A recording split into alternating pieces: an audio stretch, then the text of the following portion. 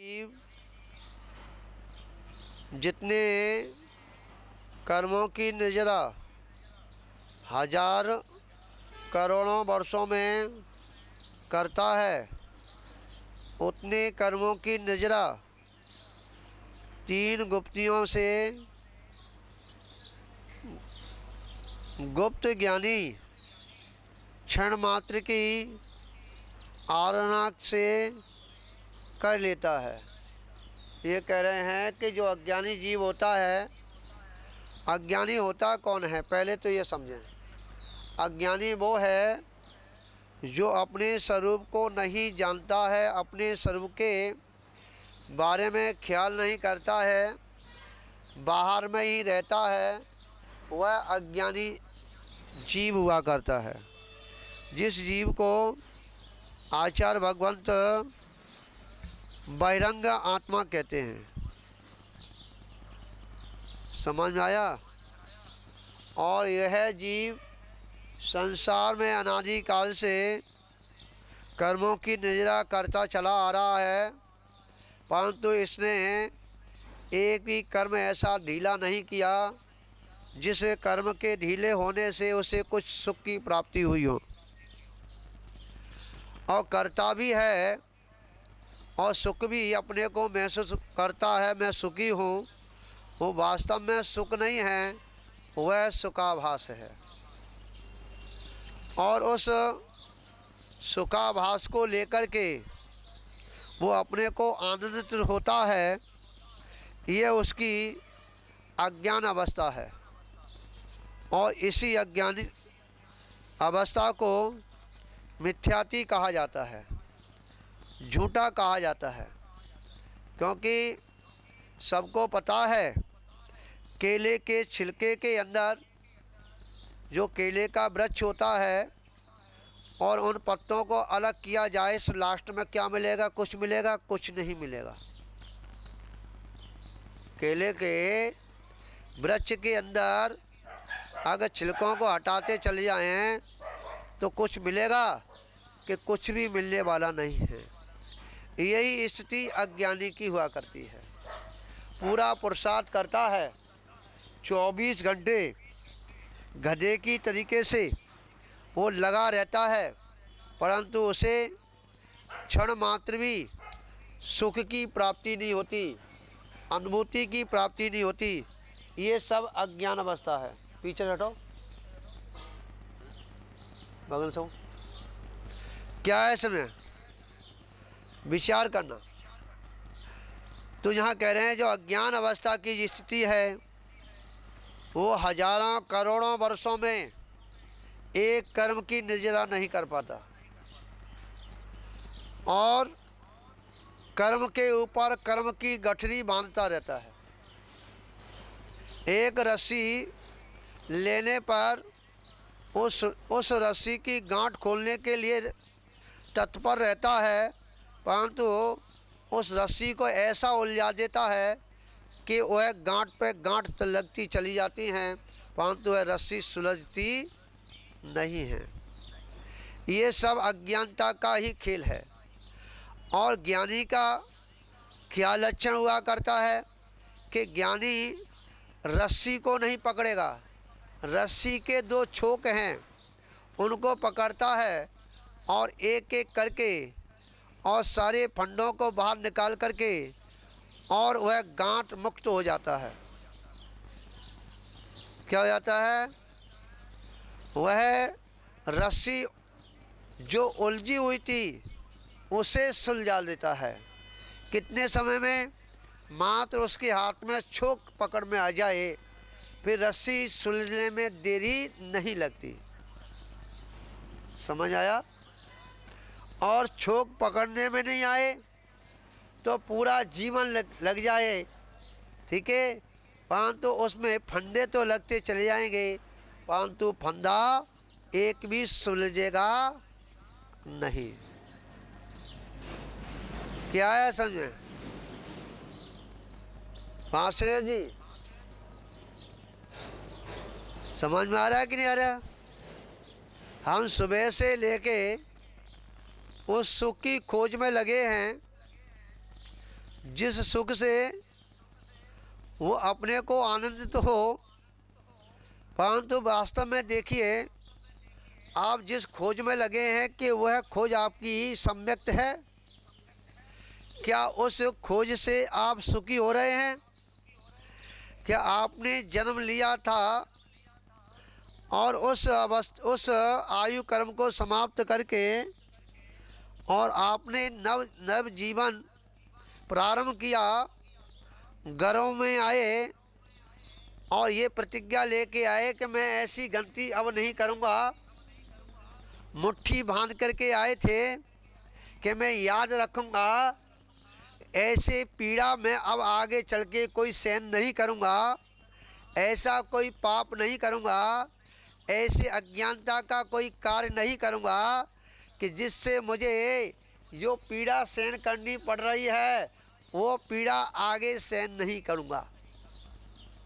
समझ में आया? परंतु जैसे ही जन्म होता है और उसकी आंखें खुलती हैं और वैसे ही आंखें खुलते ही और चमक को देखता है, संसार को देखता है और उस चक्षु इंद्री का वशीभूत हो जाता है। किसका हो जाता है? अब उस बच्चे को जैसे कोई चमकीला वस्तु दिखता है और उसे पकड़ने के लिए दौड़ता है, समझा? और उसे ना मिले तो बिछड़ जाता है, रूठ जाता है, समझा? रोना प्रारंभ कर देता है और अपने को दुखी महसूस करता है। समझ में आया? ये है संसार की स्थिति। हाँ, जो उसने याद किया था, जो उसकी मुट्ठियाँ बंधी थी, हाँ, वह भी धीमे धीमे वो चमकीली वस्तु को पकड़ने के लोभ में आकर के मुट्ठी भी खुल जाती है। और जो उसने याद करके आया था कि मैं आगे ऐसा पाप नहीं करूँगा, और वह पाप करना प्रारंभ कर देता है, क्योंकि उसकी याददाश्त भी खत्म हो जाती है। क्या हो जाती है? उसकी याददाश्त भी खत्म हो जाती है। अब जो है राग देश के परिणाम उन दोनों हाथों में, क्या दोनों एक खिलौने आ जाते, एक राग का आता है और एक देश का आता है, और दोनों को बजाता है। हाँ, बड़ा आनंद तो होता है, परंतु आनंद नहीं है, वह राग देश का सुखाभास है। समझा? ये मम्मी है, ये पापा है, ये भाई है, ये बहन है, ये दादी है, ये दादा है, अनेक अनेक प्रकार के रिश्ता उससे जुड़ जाते हैं। और जब आता है तो कोई रिश्ता उसके पास नहीं होता है। क्यों बाबू जी? हाँ, और जब जाता है, जब भी कोई रिश्ता साथ में नहीं जाता। पर इतना जरूर है, जिनसे रिश्ता जोड़े थे और जिनसे व्यापार चलाया था, जो गठरियाँ बांधी थी, वो कर्मों की गठरी तेरे साथ जरूर जाती है। समझ में आया? परंतु रिश्तेदार एक भी तेरे साथ नहीं जाता। रिश्ते यहीं पड़े रह जाते हैं, पर रिश्तेदार की गठरियाँ का तुझे गधा बन के, समझा, ऊँट बन के, हाँ, बैल बन के, और तुझे उन गठरियों को, हाँ, पता नहीं किस किस योनियों में जा कर के, हाँ, और उन पटरियों को खोल करके माल बेचता है। यही संसार है। समझा? बड़ा आनंद तो होता है विचार करना। विचार करने वाली ये चर्चा है। अगर ये चर्चा आपके समझ में आ जाए तो अभी आपके सारे कर्म एक क्षण में समाप्त हो जाएं। समझ में आया? अगर समझ में नहीं आ रहे तो जितने कर्म हैं उनकी ब्याज पे ब्याज चढ़ती हुई, चक्रवर्ती ब्याज चढ़ती चढ़ती इतनी कर्जदार हो जाएंगे कि जब तक जीवन रहेगा, क्या, और जब तक संसार में रहेंगे, जब तक उसका हम भुगतान नहीं कर पाएंगे। देवलिया, क्या देवला निकल जाएगा टाट पटल, समझा, हम सड़क छाप हो जाएंगे। कब हो जाएंगे? तब नरक निगोर जाते हैं ना, निगोर जाते हैं तो समझ देवलिया निकलेगा। वहाँ कुछ नहीं, अब तो वहाँ पड़े हैं, पड़े रहो। यात्रा करने निकले, व्यापार करने के निकले, और कहा भी है, हाँ, काक पढ़ाए पिंजड़ा, पड़ गए चारों वेद, और जब सुध आई कुटुंब की। मैं नहीं कहूँगा, समझ में आया? कि कितना भी पढ़ाओ, कितना भी लिखाओ, परंतु बुद्धि में नहीं बैठ रहा। ये जिनवाणी का दोष नहीं, यह है अरहंत का दोष नहीं, ये साधुओं का दोष नहीं, ये तो तुम्हारे कर्मों का ही दोष है। समझ आया? है जी? जीव का दोष नहीं, अज्ञानता का दोष है। अज्ञानता जीव ही तो कर रहा है। जीव कर रहा है वो, तभी तो उसके अज्ञानता की उसको उपाधि मिली है। पर जीव को हम, क्योंकि जीव को इसलिए नहीं कहेंगे कि उस जीव के अंदर जो है भगवान बनने की योग्यता है, और जहाँ भगवान बनने की योग्यता हो उसे हम अज्ञानी कैसे कह दें? हैं?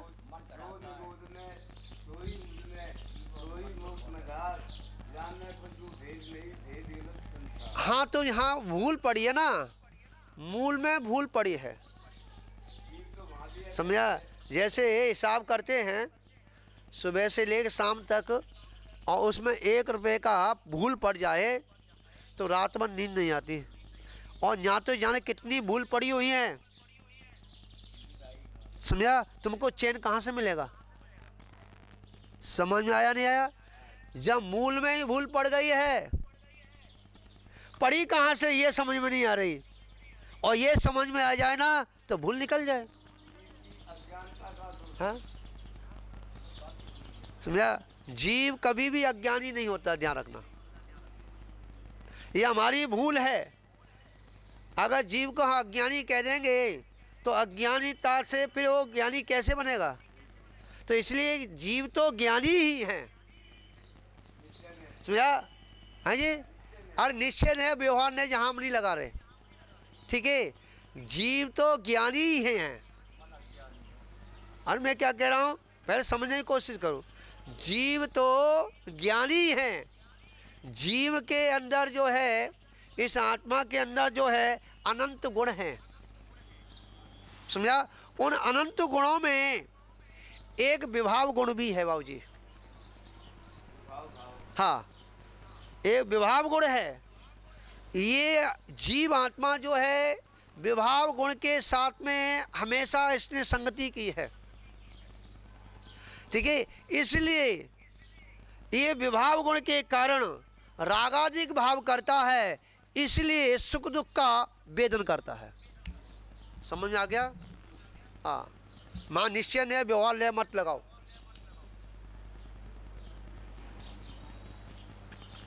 जैसे ये आप देख रहे हैं, हिंदुस्तान का जो चुनाव होता है तो कितने लोग खड़े होते हैं?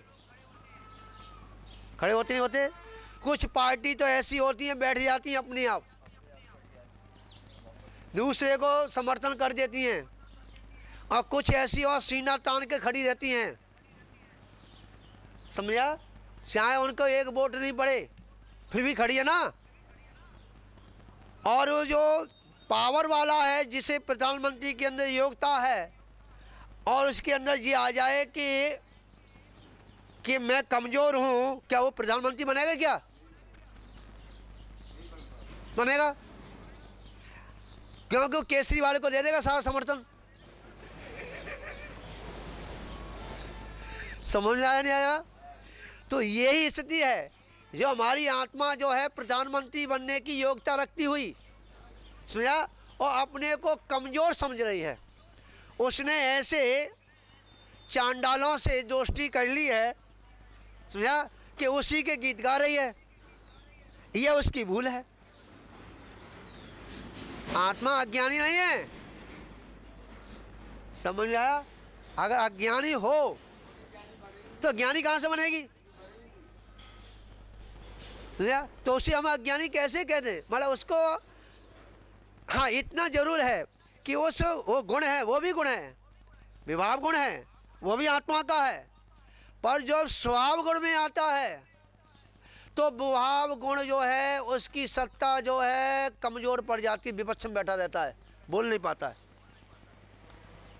परंतु कोई भी गुण नष्ट नहीं होता, ध्यान रखना। समझ आया? अब बताइए, वहाँ चुनाव लड़के वहाँ संसद में जाके बैठते हैं तो कुछ तो ऐसे ही बैठे रहते हैं, और नहीं बैठेंगे तो उन्हें पैसा कहाँ से मिलेंगे? दक्षत करेंगे तो ये पैसा मिलेंगे। समझ में आया भाई? एक मीटिंग के उनको 5,000 रुपये मिलते हैं।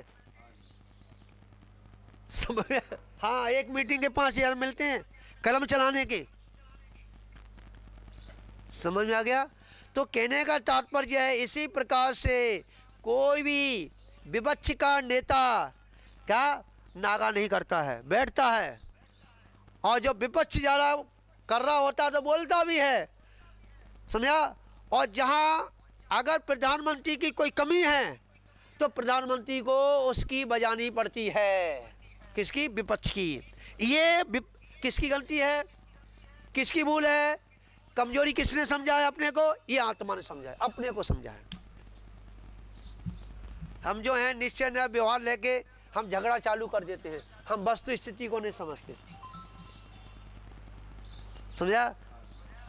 क्योंकि निश्चय व्यवहार ये समझने की शैली है, ये कोई सिद्धांत नहीं है, सिद्धांत को समझने की शैली है। हाँ, हम निश्चय ने, हाँ समझाया गया है, पर निश्चय ने व्यवहार ने ये कोई धर्म नहीं है। हाँ, पर क्या निश्चय, अब दो लोग बैठ गए, निश्चय ले बैठ गया, व्यवहार लेके बैठ गया, और दोनों में ढूंढ चालू हो गया।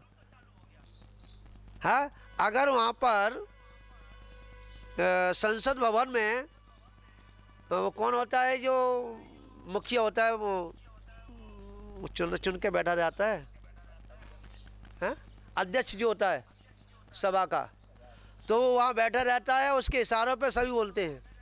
अब वो कहता है बैठ जाओ तो बैठना पड़ेगा उसे, चाहे प्रधानमंत्री क्यों ना हो। हाँ, वो चुनता कौन है? प्रधानमंत्री चुनता है, सभी संसद के लोग होते उसे चुनते हैं, ध्यान रखना। तो क्या है कि अगर उसने प्रधानमंत्री से भी कह दिया कि बैठ जाइए प्रधानमंत्री जी, तो उसे बैठना पड़ेगा। समझा? तो यहाँ क्या है कि हम निश्चय ने व्यवहार ने को लेकर बैठते हैं तो झगड़े होते हैं। इसलिए बीच में है उस ज्ञानी को बैठाना चाहिए, निश्चय ने और व्यवहार ने को दोनों को जानने का, जिसके अंदर क्या योग्यता हो। समझ में आ गया?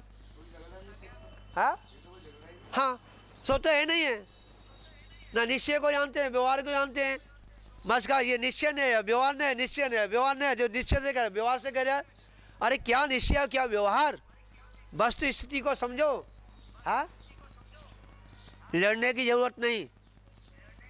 और ये बता दूं, निश्चय ने और व्यवहार ने क्या गई पंथों को जन्म दे दिया। निश्चय ने व्यवहार ने की देन है, ये समझने की कोशिश नहीं की, भटकने की कोशिश कर ली। तो ये जैन धर्म जो है भटकने के लिए नहीं, सुलझने के लिए है। निश्चय ने भी सुलझाता है और व्यवहार ने भी सुलझाता है, समझा? पर समझने वाली बुद्धि होनी चाहिए। समझा? मैंने तो दोनों को देखा है। हाँ हाँ हाँ, समझने के, समझ में आ जाए। मैं आपको बता दूं, जब मैं निश्चय वालों के बाद बीच में बैठता था, करीब 25 साल बैठा, 25 साल निश्चयवादियों के साथ में बैठा, और शिविर भी मैंने अटेंड किए।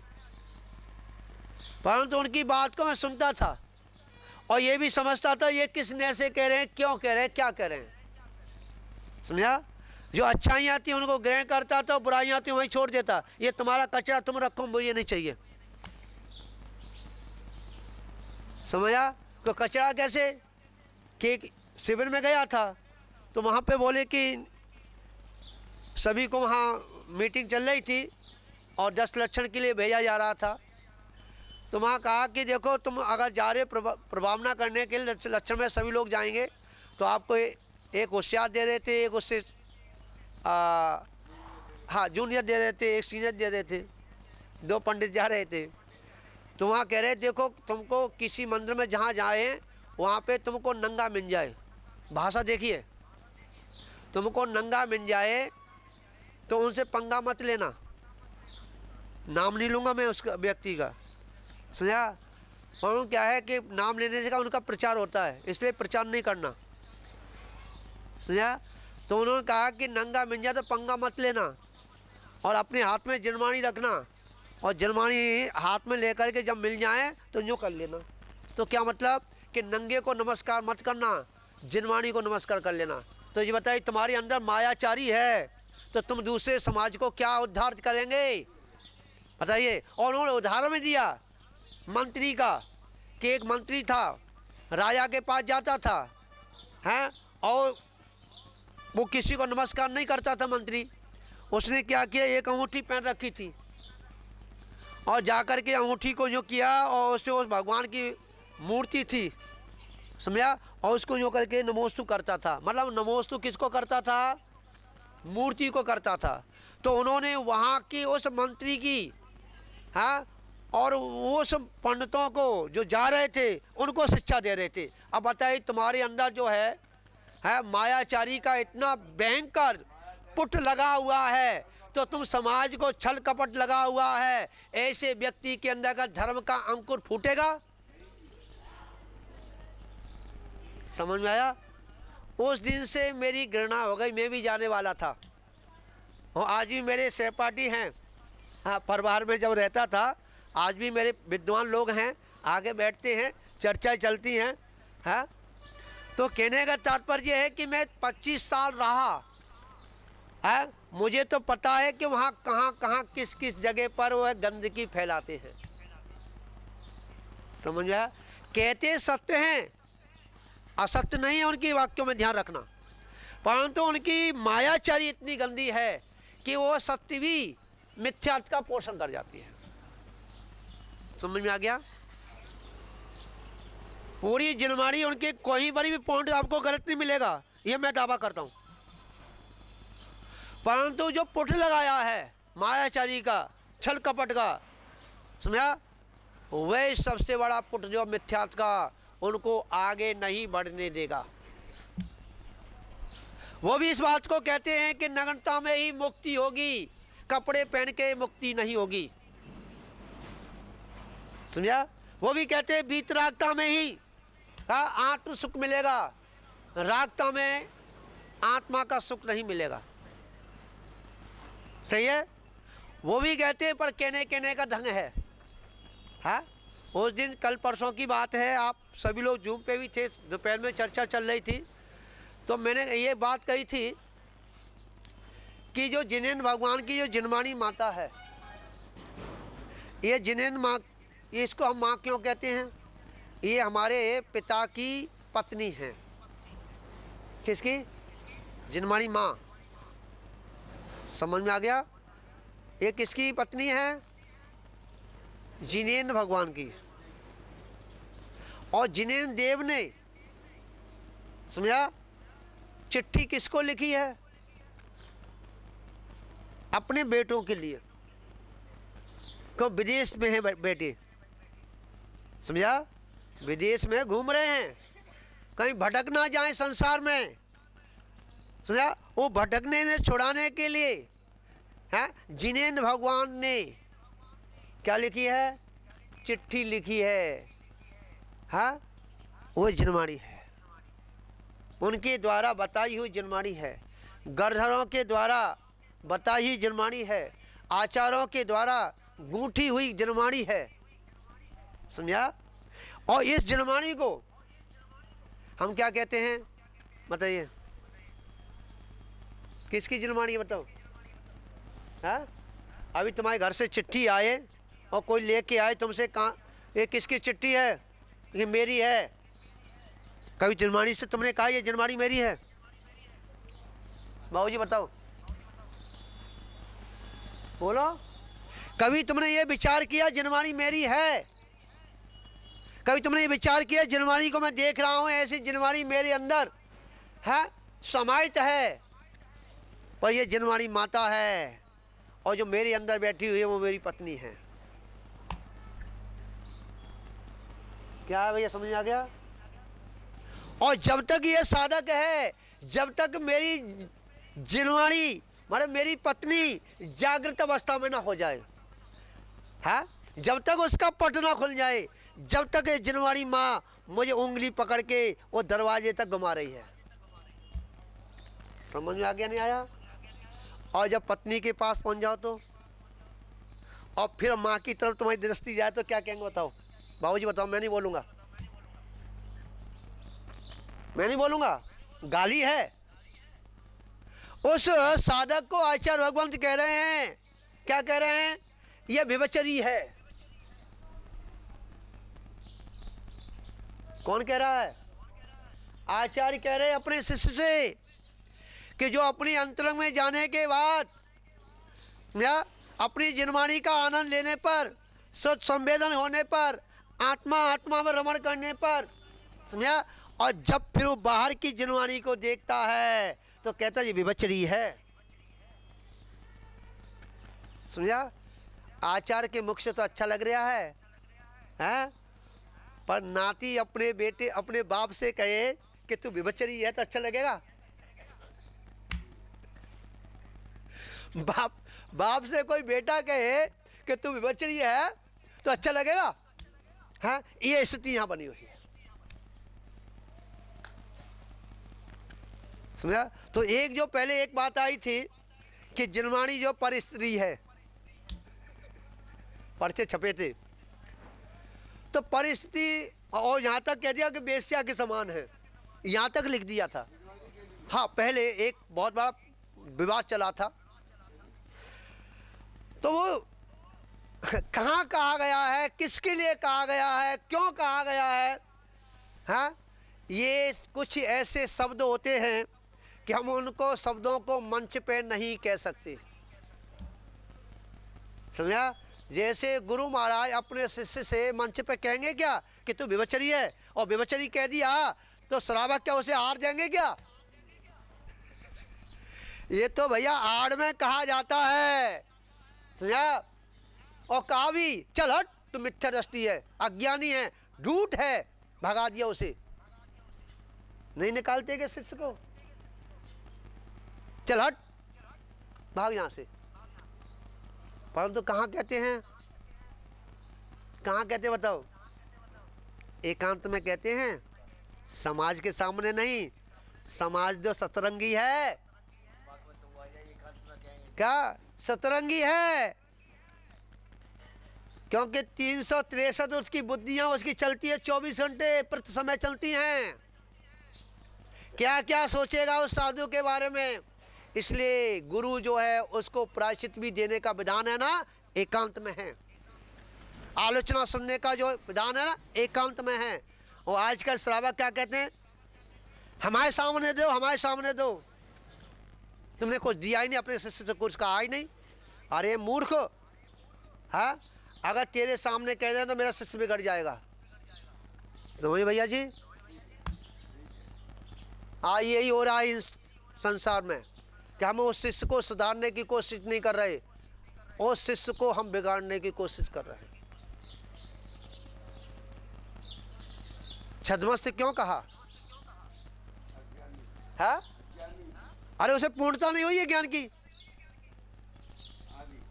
पर जहां से ऊपर उठ चुका है वहां तो ज्ञान आ गया ना। हाँ, तो यहाँ जो बात चल रही है, कल्पना समझ में आ रहा है आपके, नहीं आ रहा है? क्योंकि मैं किसी का पक्ष लेके बात नहीं करता, चाहे कोई हो। और ये बात तो मेरे बाप ने भी मेरे को नहीं सिखाया, मतलब मेरे गुरु ने भी ये बात नहीं सिखाया कि तू किसी का पक्ष लेके बात करना। और इसी पक्ष लेके बात नहीं करता हूँ, हाँ, और इसलिए मैं जंगल में अपना आनंद से बैठा हूँ। समझा? मुझे तेल मालिश लगाने की मुझे आवश्यकता नहीं। तेल मालिश लगाने समाज के बीच में चला, बहुत बोतल भर भर के आ जाएंगे, मालिश होगी, हाँ, परंतु जो यहाँ आनंद आ रहा है वो समाज के बीच में नहीं आने वाला है। साधना के तो यही है। हाँ साधना तो ऐसी जगह तो हो हाँ जहाँ तो हाँ, क्योंकि ये सत्य बोल सकते हैं ना, क्या प्राकृतिक सत्यता की दर्शा रही है ना। उस श्रावकों से हाँ? घिरे नहीं रहो। तो यहाँ कहने का तात्पर्य यहाँ इतना ही है, जो अभी चर्चा चली थी बहुत अच्छी चली, कि जो अज्ञानी हुआ करता है, अज्ञानी करोड़ों वर्ष तक तपस्या करता रहे परंतु उसका कर्म एक भी नहीं झड़ सकता। हाँ, कर्म से कर्म बंधन करता रहेगा, परंतु ज्ञानी एक क्षण में तीन गुप्त से मतलब तीनों गुप्तियों से क्षण भर में अपने सारे कर्मों को क्या कर देता है, झड़ा देता है। ये विशेषता है ज्ञान की। तो इसलिए कोई भी, जितने भी जीव हैं, पहले तो ये अपने दिमाग से निकाल दें कि मैं अज्ञानी हूँ। क्या निकाल दें? मैं अज्ञानी हूँ। अगर अज्ञानी नहीं हूँ, समझा, तो तुम्हारा कल्याण हो सकता है। अगर आपने अपने को अज्ञानी मान लिया, अज्ञानी मान के ही बैठ गया, गिर जाएगा, अज्ञानी मान करके ही बैठ गया, समझा, तो कभी भी कल्याण होने वाला नहीं है। परंतु अज्ञानी आंखें खुली हो तो सबसे अज्ञानी कहना मैं अज्ञानी हूँ, और आंख बंद करके ध्यान कर रहा हो तो कहना मुझसे बड़ा कोई ज्ञानी संसार में नहीं है। समझा? आंख बंद करके 3 छत्र भी लगा लेना, 64 चमड़ भी लगा लेना, भामंडल भी लगा लेना, कमल के ऊपर अधर बैठ जाना, रत्नों का श्रृंगार जड़ लेना, हाँ, और जो है 12 सवाय लगा लेना, अपनी दिव्य देशनाओं को खिलाना, परंतु आंख बंद करके ध्यान के माध्यम से। आंख खोल करके अगर ऐसा कर रहा है तो क्या ढोंगी है, पाखंडी है, क्या घमंडी है, अनेक अनेक प्रकार की तुझे गालियां पड़ेंगी, और तुझे नहीं पड़ेंगी, तेरे बाप को पड़ेंगी, तेरी माँ को पड़ेंगी, कि तेरे गुरु ने यही सिखाया, छत्र लगा करके तू घूम रहा है। तेरे बाप ने तो कभी छत्र लगाया नहीं, तेरे बाबा ने कभी छत्र लगाया नहीं। समझे भैया जी? ये तो अरहंतों की विभूति है। हाँ, गर्दनों की गर्दन भी नहीं लगा पाते। हाँ, परंतु हम जो छद्मस्त होते हुए और अपने को आँख खोल करके अरहंत समझ रहे हैं, ये हमारी सबसे ज़्यादा मूर्खता है। इसी मंगल भावना के साथ यहाँ ज्ञानी और अज्ञानी का अपन भेद करके और अपनी आत्मा को परमात्मा बनाएं, इसी मंगल भावना